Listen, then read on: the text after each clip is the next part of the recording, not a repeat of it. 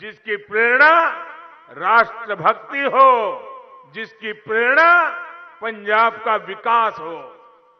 BJP पूरे समर्पित भाव से पंजाब के लोगों के सामने पंजाब की सुरक्षा का संकल्प लेकर, पंजाब के विकास का संकल्प लेकर के आई है। एक बार भाजपा को आपकी सेवा करने का मौका दीजिए। एक बार 5 साल मुझे दीजिए।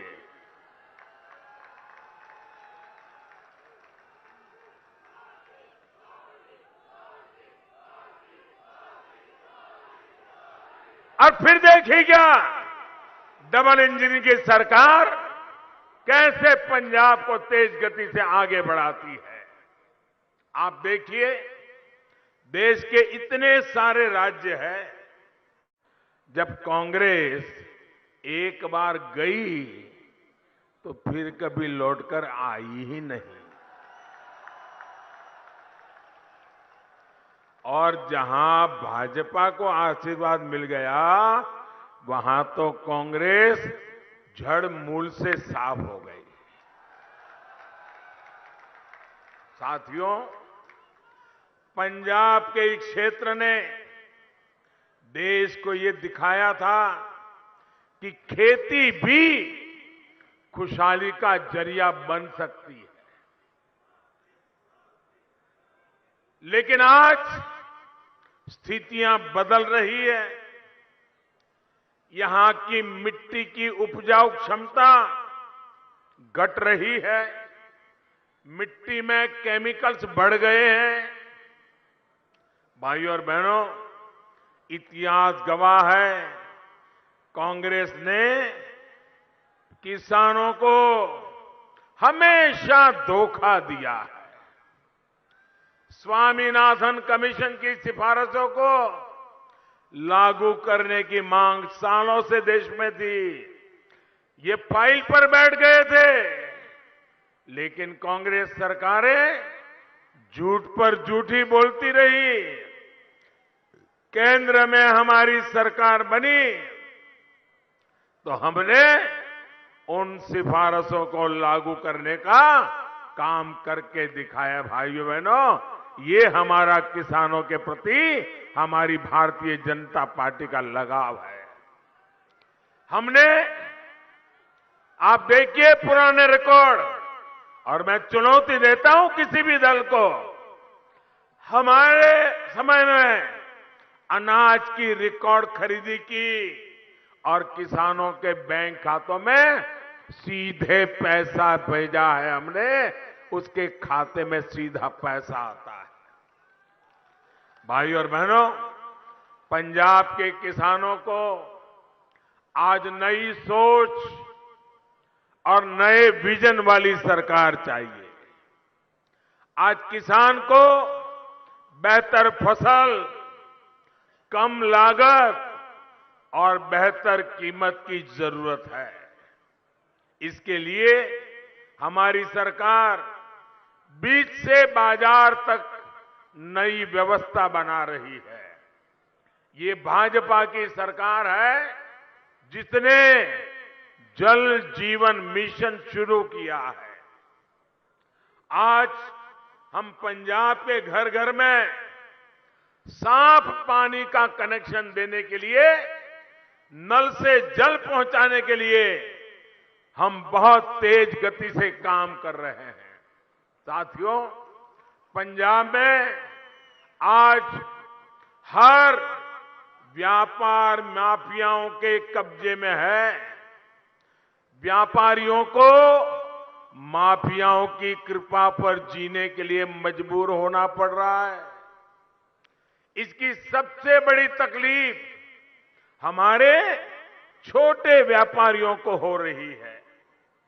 राज्य में असुरक्षा बढ़ती है, गलत नीतियां होती हैं, तो हमारा व्यापारी इसका नुकसान उठाता है। आज आप देखिए, इतनी संभावनाओं से भरा पूरा पंजाब, लेकिन इंडस्ट्री यहां से छोड़ करके भाग रही है, हमारे नौजवानों का भविष्य में एक सवालिया निशान खड़ा हो रहा है। कांग्रेस सरकार की नीतियों के कारण यहां जल्दी कोई आने को तैयार भी नहीं है। वो 7 बार सोचता है, क्या जाऊंगा और माफियाओं की चरण में जाना पड़ेगा तो क्या होगा। इन स्थितियों को भी डबल इंजन की सरकार ही बदल सकती है। आप मुझे बताइए, और कोई इसको बदल सकता है क्या? और कोई बदल सकता है क्या? एक भी सारे चेहरे याद कर लो, किसी में दम है क्या? भाइयों बहनों, ये अगर करेगा तो मोदी ही करेगा।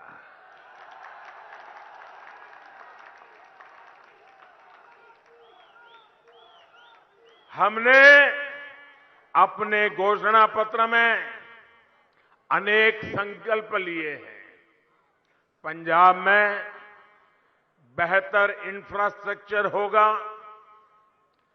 पारदर्शी सरकार होगी तो न उद्योगों को पलायन करना पड़ेगा, न नौजवानों को अपना गांव, अपने दोस्त, अपने बूढ़े मां बाप, अपने खेत खलिहान, ये सब छोड़ करके मेरे नौजवानों को पंजाब से बाहर नहीं जाना पड़ेगा। साथियों, गरीब की तकलीफ दूर हो, उसका जीवन आसान बने, ये हमारे लिए सर्वोच्च प्राथमिकता का काम है।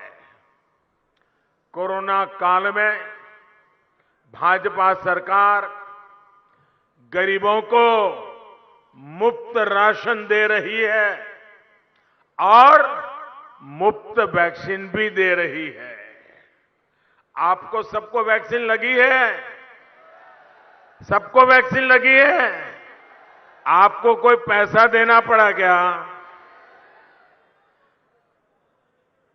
भाइयों बहनों, ये आपकी जिंदगी को बचाने में एक रक्षा कवच के रूप में काम आ रहा है कि नहीं आ रहा है? आपके जीवन को बचाने के लिए भारत सरकार पूरी रात दिन काम कर रही है कि नहीं कर रही है? भाइयों बहनों, आयुष्मान भारत की वजह से, इस योजना की वजह से पंजाब के 11 लाख गरीबों ने अच्छे अस्पतालों में अपना मुफ्त इलाज कराया है। ये हमारी योजना ऐसी है कि अगर आयुष्मान भारत का आपके पास कार्ड है, इस देश के 50 करोड़ लोगों को इसका लाभ मिल रहा है। 50 करोड़, दुनिया के देशों की आबादी से भी ज्यादा लोगों को। और इसकी विशेषता ये है कि आप अगर मुंबई गए हैं, बीमार हो गए, अहमदाबाद गए हैं, बीमार हो गए, लखनऊ गए, बीमार हो गए, तो वहां की अस्पताल में इसी कार्ड से मुफ्त में तत्काल आपको डॉक्टरों से सेवा मिलेगी। आपकी ऑपरेशन की जरूरत पड़ गई तो वो भी कर दिया जाएगा। यानी पंजाब का नागरिक हिंदुस्तान में कहीं पर भी जाएगा तो उसको ये सुविधा है। लेकिन मैं एक और दुख की बात बताता हूं। आपके पास कार्ड है, आप अहमदाबाद जाएंगे तो ऑपरेशन हो जाएगा, भोपाल जाएंगे तो ऑपरेशन हो जाएगा, लखनऊ जाएंगे तो हो जाएगा, लेकिन दिल्ली जाएंगे जहां मुख्यमंत्री जो बैठे हैं,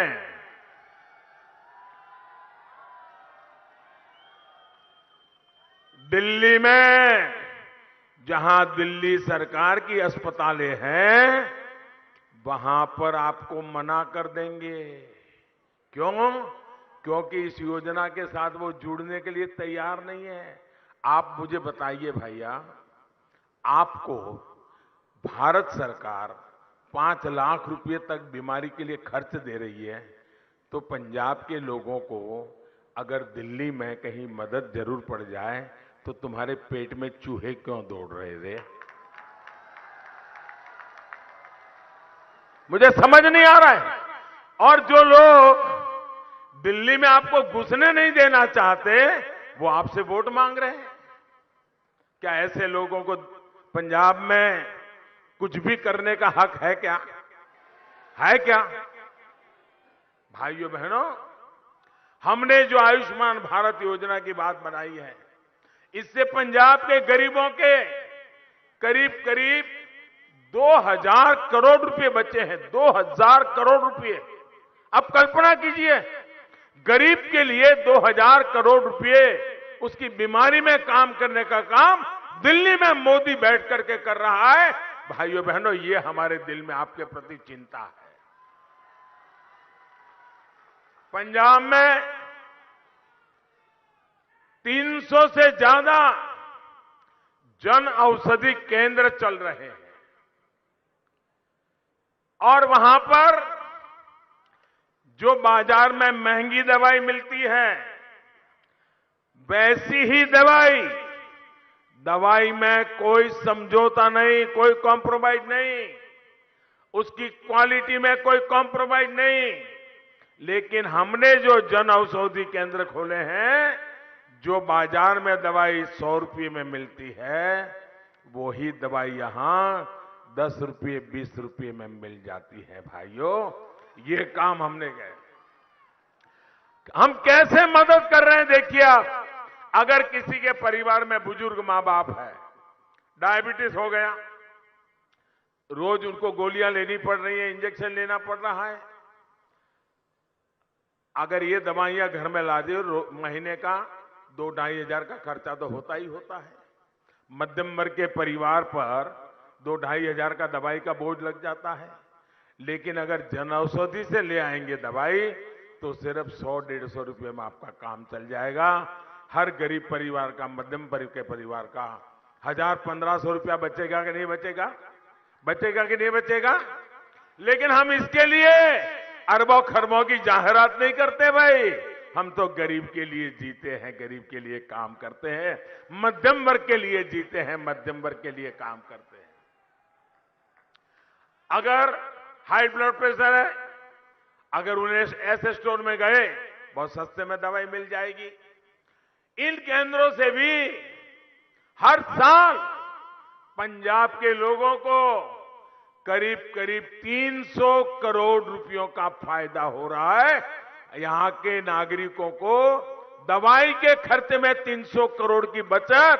भाइयों बहनों, ये मदद है कि नहीं है? ये मदद है कि नहीं है? ये आपका भला करने के लिए है कि नहीं है? क्या कभी हमने किसी अखबार में इश्तिहार दिया है क्या? एडवर्टाइजमेंट दिया है क्या?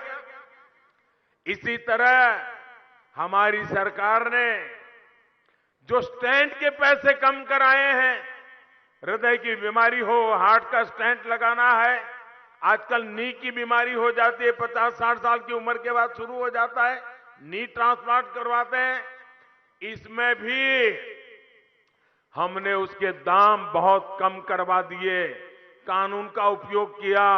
और इसके कारण जिन जिन लोगों ने हृदय में अगर स्टेंट लगवाया है, हार्ट में ऑपरेशन करवाया है या नी ऑपरेशन करवाया है, उसके भी करोड़ों रुपयों की बचत हुई है। भाइयों बहनों, हेल्थ सेक्टर में काम कैसे होता है, इसके ये उदाहरण मैं बताता हूं। पीएम किसान सम्मान निधि के तहत केंद्र सरकार ने पंजाब के किसानों के बैंक खातों में 3,700 करोड़ रुपया 3,700 करोड़ रुपया सीधा सीधा किसान के बैंक के खातों में जमा हुआ है। अकेले पंजाब में, बीच में कोई कंपनी, कट की कंपनी नहीं, कोई बिचौलिया नहीं, कोई माफिया नहीं, सीधा। भाइयों बहनों, मुझे बताइए, किसान मुझे आशीर्वाद देगा कि नहीं देगा? देगा कि नहीं देगा? इसका लाभ पंजाब में करीब 23 लाख किसानों को मिला है।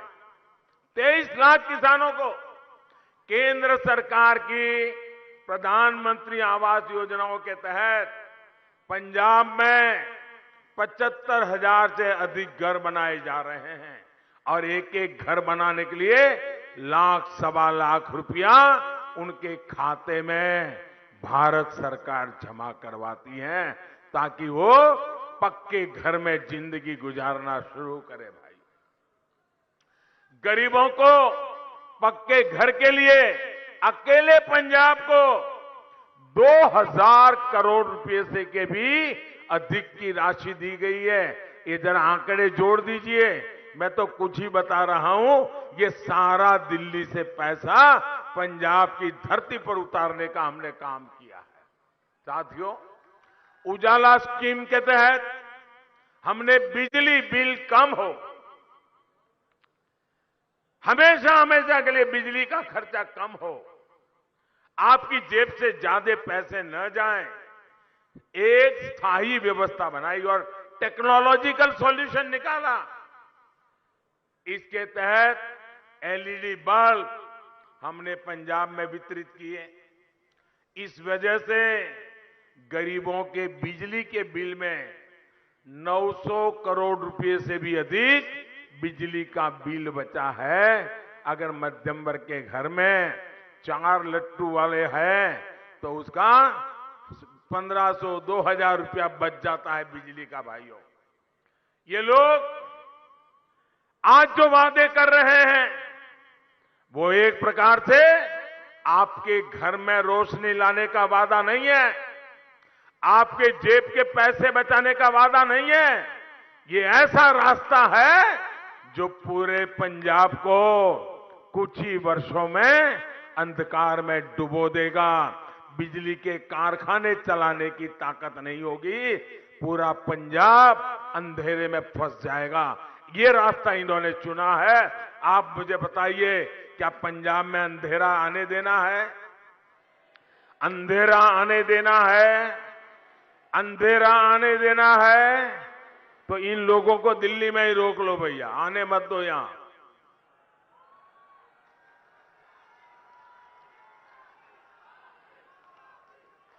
हम इस बात की व्यवस्था भी कर रहे हैं कि ना सिर्फ बिजली का बिल कम हो, बल्कि बिजली कारखाने भी अच्छे ढंग से चले और जरूरत के हिसाब से नए कारखाने भी लगे। साथियों, 84 के दंगों के समय जब कांग्रेस के नेता नौसंवार चल रहा था और कांग्रेस के नेता क्या कर रहे थे, हुक्म कहां से आ रहे थे, ये आपसे ज्यादा और कौन जानता है भाइयों। तो ये बीजेपी के नेता, हमारे कार्यकर्ता, हमारे सिख भाई परिवारों को बचाने के लिए, मैं उस समय गुजरात में था, एक भी परिवार को तकलीफ नहीं होने दी, एक भी परिवार को शान से जीते हैं भाइयों। हर सुख दुख में हम पंजाब के लोगों के साथ डटकर खड़े रहे हैं। साथियों, कांग्रेस हमेशा से एक क्षेत्र के लोगों को दूसरे से लड़ाती रहती है ताकि उनकी गाड़ी चल जाए। ये कांग्रेस के जो मुख्यमंत्री ने जो कल बयान दिया है और जिस पर ये दिल्ली का परिवार है उनका मालिक, वो बगल में खड़े रह करके तालियां बजा रहा था, बताइए। और ये पूरे देश ने देखा है। अपने इन बयानों से ये लोग किसका अपमान कर रहे हैं?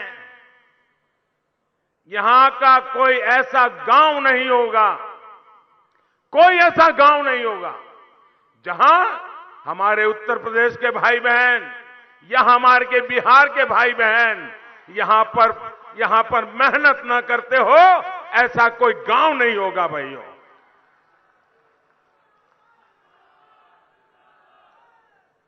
कल ही हमने संत रविदास जी की जयंती मनाई है। संत रविदास जी की जयंती मनाई है। मैं जरा इन नेताओं से पूछना चाहता हूं, आप मुझे बताइए, संत रविदास जी कहां पैदा हुए थे? क्या पंजाब में पैदा हुए थे क्या? संत रविदास जी उत्तर प्रदेश के बनारस में पैदा हुए थे, काशी में पैदा हुए थे, और आप कहते हो उत्तर प्रदेश के भाइयों को घुसने नहीं दोगे, तो क्या आप संत रविदास जी को भी निकाल दोगे?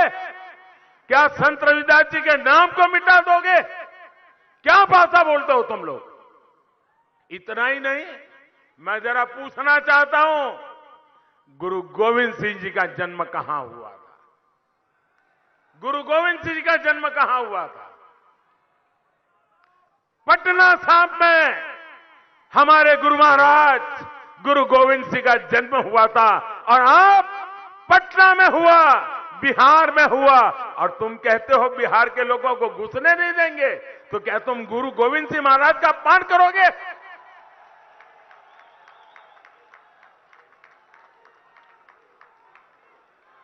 आप गुरु गोविंद सिंह जी का अपमान सहन करोगे क्या?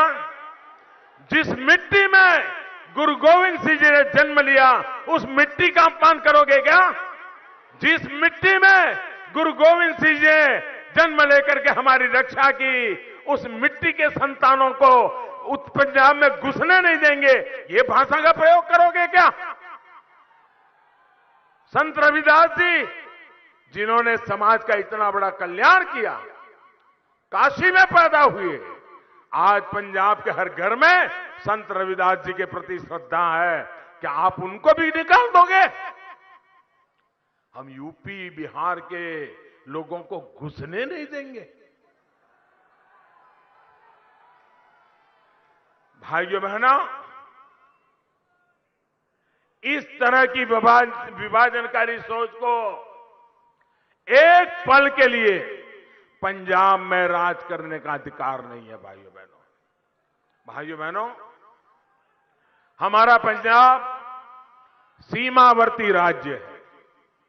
इस पर सीमा पार से हमेशा नापाक नजरें बनी रहती है, गड़ी रहती हैं। इसलिए यहां जो सरकार बनेगी, वो राष्ट्र प्रथम, नेशन फर्स्ट, इसके लिए प्रतिबद्ध सरकार होनी चाहिए। तो आप देख रहे थे पंजाब के फजिल्का से प्रधानमंत्री नरेंद्र मोदी की रैली, जो केंद्र सरकार की कृषि नीतियों की कामयाबियां गिनाने के साथ साथ कांग्रेस पर हमलावर थे।